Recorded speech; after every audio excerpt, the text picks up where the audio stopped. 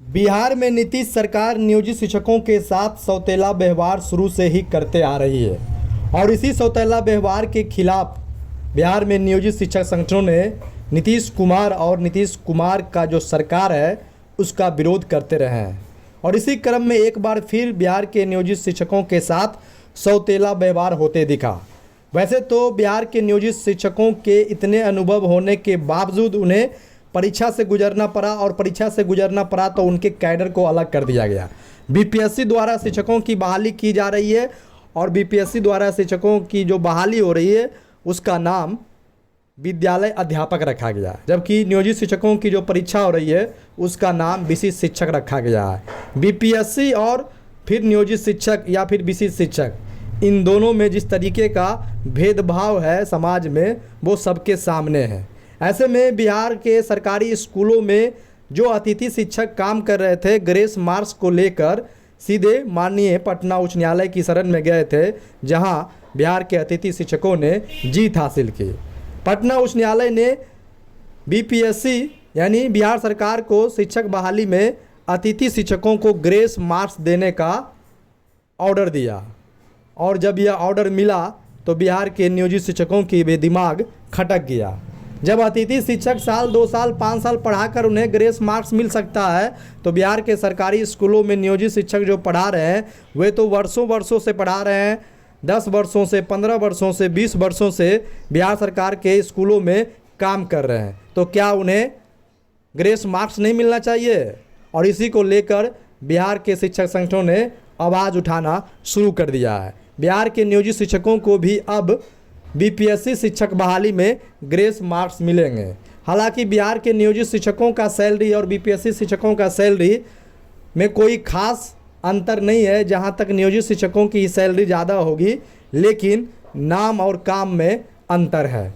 जहां एक और बीपीएससी शिक्षक अपने आप को अपने नाम से ऊंचा करके दिखाते हैं, वहीं नियोजित शिक्षकों को कहीं ना कहीं अपने नाम को लेकर समाज में थोड़ा डिमोरलाइज होना पड़ता है। इसी क्रम में परिवर्तनकारी प्रारंभिक शिक्षक संघ के क्रांतिकारी शिक्षक नेता बंशीधर बवासी ने सीधे सरकार को यानी माननीय मुख्यमंत्री और माननीय शिक्षा मंत्री और अपर मुख्य सचिव और निदेशक प्राथमिक शिक्षा को पत्र लिखा है कि जब अतिथि शिक्षकों को ग्रेस मार्क्स दिया जा रहा है तो फिर बिहार के नियोजित शिक्षकों को ग्रेस मार्क्स क्यों नहीं दिया जाएगा। और इस संबंध में बंशीधर बवासी जी जो लगातार बिहार के शिक्षकों के लिए आवाज़ बुलंद करते रहे हैं, सड़क से लेकर न्यायालय तक शिक्षकों की आवाज़ को बुलंद करते हुए कई मामले में जीत भी दिलाए हैं, तो आज वही ग्रेस मार्क्स को लेकर बिहार सरकार को और जो आला अधिकारी उनको जो पत्र बंशीधर बवासी जी जो शिक्षक नेता उनके द्वारा लिखा गया है उसमें किन किन बातों का जिक्र किया गया है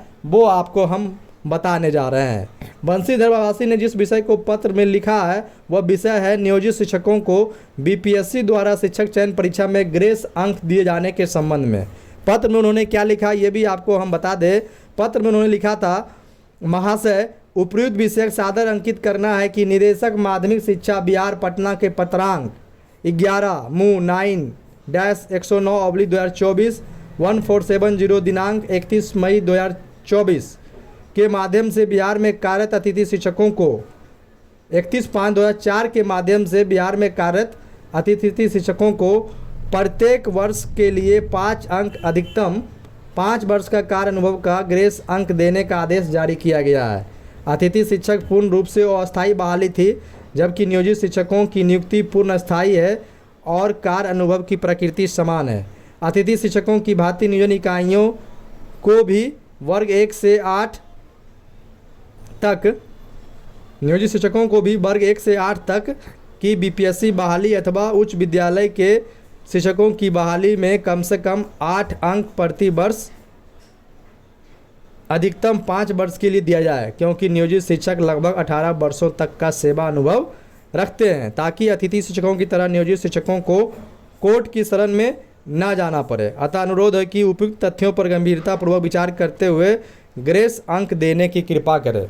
देखिए, बिल्कुल स्पष्ट रूप से पत्र में लिख दिया गया है कि यदि आप नियोजित शिक्षकों के बीपीएससी शिक्षक बहाली में, चाहे वो हायर क्लासेज हो चाहे वो सेम कैडर में, यदि आप ग्रेस अंक नहीं देते हैं तो कोर्ट से तो ग्रेस अंक मिल ही जाएगा। शिक्षक नेता ने खुलेआम सिस्टम को धमकी दे डाली कि आप देना चाहते तो दीजिए और नहीं देना चाहते हैं तो कोर्ट तो देना ही है, क्योंकि जिस तरीके से अतिथि शिक्षकों को कोर्ट ने न्याय दिया है तो नियोजित शिक्षकों को भी न्याय जरूर मिलेगा। शिक्षक जो है 1 to 5 से सीधे 10+2 और 9-10 हाई स्कूल में बहाल हो रहे हैं बिहार के नियोजित शिक्षक, तो उन्हें ग्रेस मार्क्स क्यों नहीं दिया जाएगा? यदि ग्रेस मार्क्स दिया गया होता नियोजित शिक्षकों को तो एक भी बाहरी टीचर चुने नहीं जाते। ग्रेस मार्क्स मिलने के बाद सिर्फ और सिर्फ बिहार में नियोजित शिक्षक ही बीपीएससी टीचर बनते, और बिहार के नियोजित शिक्षकों को ग्रेस मार्क्स नहीं दिए जाने के कारण हजारों हजार की संख्या में वे कट ऑफ से नीचे हो गए हैं। जब अतिथि शिक्षकों को ग्रेस मार्क्स मिल सकता है तो फिर बिहार के नियोजित शिक्षकों को ग्रेस मार्क्स क्यों नहीं मिल सकता है? और परिवर्तनकारी प्राथमिक शिक्षक संघ के प्रदेश अध्यक्ष बंशीधर बजवासी जी ने जो आवाज़ उठाया सारे संगठनों से पहले, क्योंकि सारे संगठनों का तो आप बात ही मत कीजिएगा, कहने का क्या करने का क्या, तो करेंगे क्या। अब देखिए ये मुद्दा जो पकड़कर बजवासी जी लाए हैं और पत्र लिखे हैं सरकार और विभाग को, तो यह स्पष्ट है कि बिहार के नियोजित शिक्षकों को इसका लाभ मिलने जा रहा है। भले ही सरकार आनाकानी करे, लेकिन बंशीधर बजवासी जी कोर्ट का भी लड़ाई लड़ते हैं, न्यायिक लड़ाई भी लड़ते हैं। यदि सरकार नहीं मानी, विभाग नहीं मानी, तो फिर कोर्ट से तो बंशीधर बजवासी जी शिक्षकों को इसका लाभ दिला ही देंगे। तो मतलब साफ है कि आने वाले दिनों में नियोजित शिक्षकों को बीपीएससी शिक्षक बनने में कोई कठिनाई नहीं होगी। वे अध्ययन करें या ना करें, जिस भी अध्ययन के साथ वे परीक्षा में बैठेंगे ग्रेस मार्क्स सहित वे सफलता जरूर पाएंगे। तो देखिए बड़ी जीत बिहार के नियोजित शिक्षकों की हो सकती है, हो सकती नहीं है। बजवासी जी का यदि संघर्ष जारी रहा तो निश्चित रूप से बिहार के नियोजित शिक्षकों को यह ग्रेस मार्क्स वाला जो संघर्ष है उसमें सफलता मिलेगी। तो अगले वीडियो के लिए आप टीचर जंक्शन यूट्यूब चैनल को सब्सक्राइब कर बेल आइकन दबाएं, ताकि ऐसे ही धुआंधार खबरों से, विभागीय खबरों से हम आपको अवगत कराते रहें।